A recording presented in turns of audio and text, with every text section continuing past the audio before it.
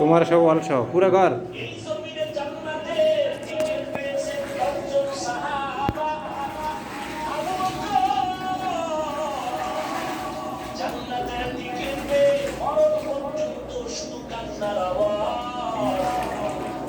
আল্লাহর আদালতে কেমনে দাঁড়াবো, কেমনে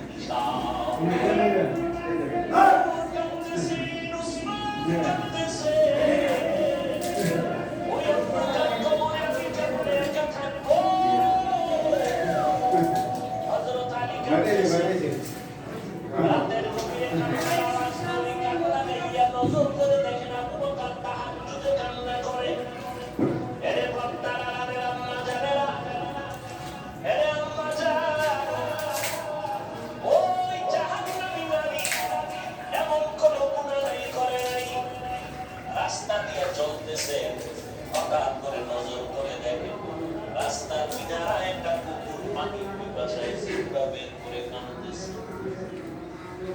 জাহান্নামী গুনাহগার নারীটার অন্তরের মায়া হলো, দৌড়াইয়া গেল পানি আনার জন্য, কিন্তু কোনো পাত্র নাই।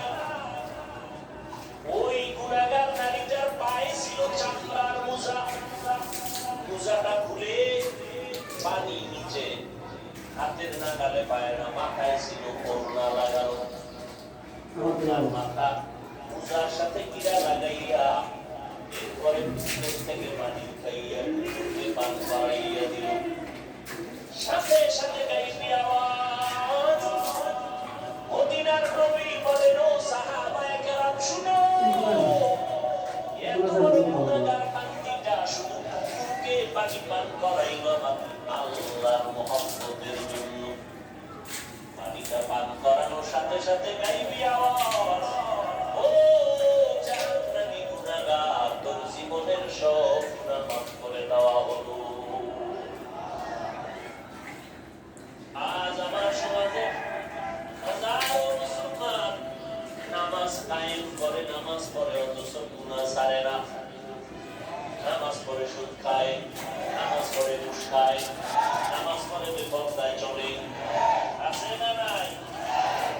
অথচ আল্লাহর ওয়াদা, নিশ্চয়ই মানুষ গুনাহ থেকে বাঁচবে, কেমনে কয় নামাজ তাকে গুনাহ থেকে বাঁচাবে। ইন্নাস সালাতা তানহা আনিল ফাহশাই ওয়াল মুনকার।